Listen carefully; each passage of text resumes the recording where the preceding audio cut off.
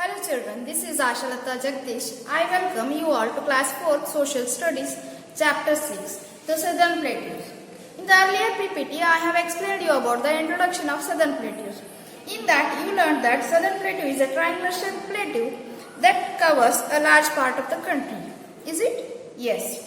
And it extends over 8 states. Those are Andhra Pradesh, Chhattisgarh, Madhya Pradesh, Orissa, Jharkhand, Maharashtra, Karnataka and Tamil Nadu.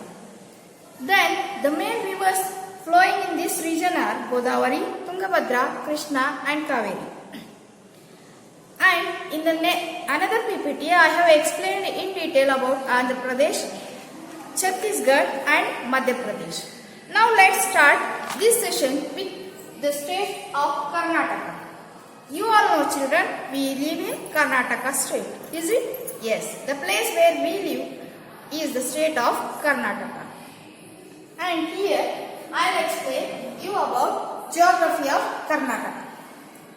What do you learn in geography?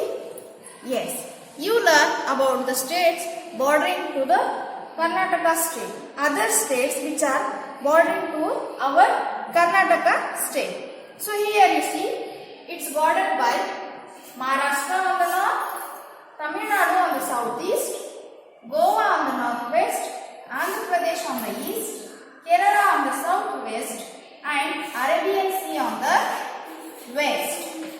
So this I'll show it in detail in the map now.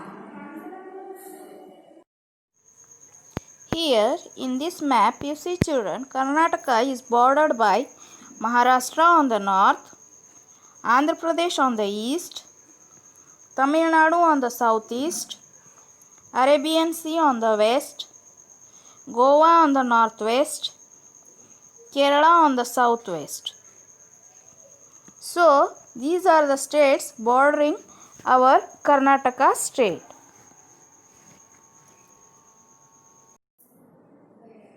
You know children, every state has a capital. So, our Karnataka also has a capital. Its capital city is Bengaluru. And you know children, this is the biggest city in Karnataka.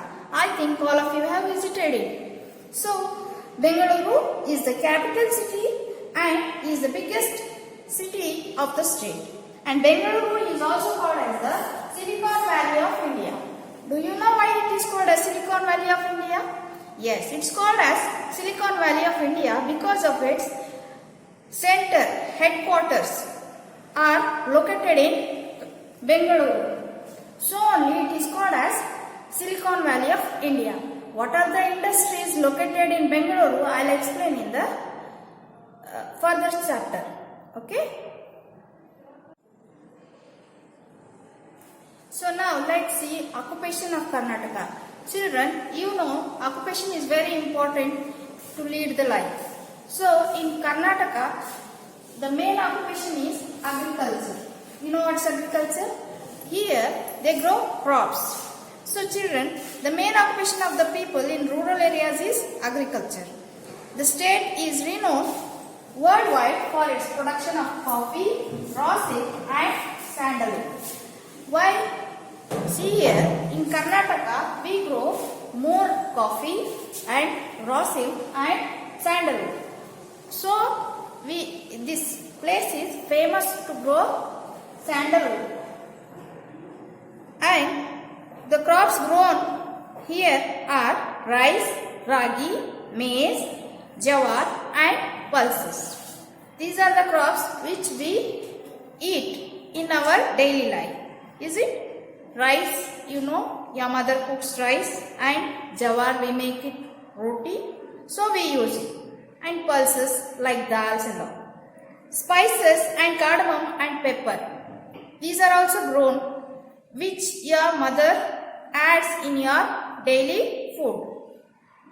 And cash crops like sugarcane, tobacco, cotton, coconut and arachidnut. Do you know the meaning of cash crops here? Cash crops are the crops which are grown to earn money. So these are the crops which we cannot use it regularly in our food like rice and all. So what we will do? Sugarcane, cotton, these all they'll sell in the market. and earn the money that they will use for their daily usage. So it's called as cash crops. The main occupation of the people in rural areas is agriculture. The state is center for largest public sector industries like Hindustan Aeronautics Limited (HAL), Bharat Heavy Electricals Limited (BHEL), and Hindustan Machine Tools (HMT). So these are the IT companies which are located in Karnataka. IT companies means information and technology companies which are there especially in Bangalore. India's main science and technology research centers like Indian Space Research Organization ISRO. I think you heard it. ISRO. It's the space organization. And Central Food Technological Research Institute CFTRI are located in Karnataka. The Indian Institute of Science IISc. This. It is a leading institute for research and higher education. Children, you know these are the IT industries which are located in Karnataka, especially in Bangalore. So only this makes the Bangalore as Silicon Valley of India. These are the IT industries. Picture of Indian Space Research Organization ISRO. So now let's start with culture of Karnataka. You know children, in culture you learn which is the language they speak in that particular state and which is the dance form of that state and what they are called as. So in Karnataka, now we'll start about culture. So Karnataka people are called as Kannadis or Kannadiga. So wherever if you go outside of the Karnataka state, if they ask you from which state you are, so you will say we are from Karnataka and we are called as the Kannadigas. So we feel proud when someone calls us as Kannadigas. So people of Karnataka are called as Kannadis. The state is home to other tribes such as Kodavas, Tuluvas and Konkanis. You know, tribes means people who are living near to the or in the forest. Those people are called as tribes. They are called as tribes because they live in groups. So here you find three types of tribes. Those are Kodavas, Tuluvas and Konkanis. So even their language is different. Kodava, Tulu and Konkani are the languages spoken by these tribes. Means people who are living in groups are called as tribes, that too near the forest, and these tribes have their own language. How in Karnataka we speak Kannada language. Like that only those people also speak Kannada. Along with that they have their own language called as Kodava, Tulu and Konkani. These are the languages spoken by these particular tribes. And the state also has many Tibetan Buddhists. Other peoples are also living here. So Buddhists, they are called as Tibetan Buddhists. Majority of the people speak Kannada. You know, every state has an official language and people of that particular state speak particular language. Like if you go to Maharashtra, they speak Marathi. If you go to Andhra Pradesh, they speak Telugu. So like that, in Karnataka, we speak Kannada language. And official language is also Kannada only.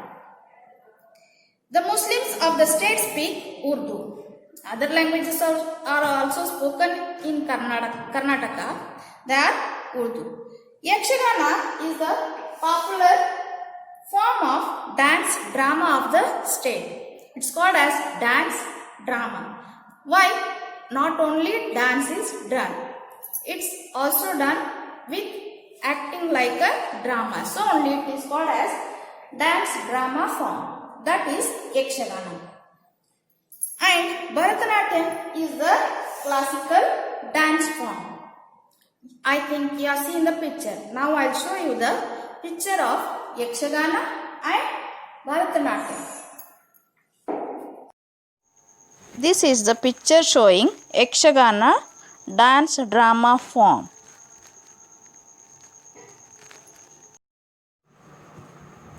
Picture showing Bharatanatyam dance.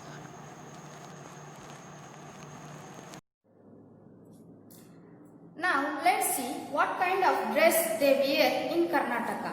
So, women of this state wear sari. As you know, the traditional dress in India is also sari only, and in Karnataka is also sari only. So, women in Karnataka wear sari as the traditional dress. But the Kodavas wear their sari in a unique style. I'll show this in the picture now. And men wear panche or dhoti. Panche is a unstitched long cloth which men wear, and along with that they wear shirt and a traditional headgear called as Mysore Petha. The Kodavas wearing their sari in a unique style.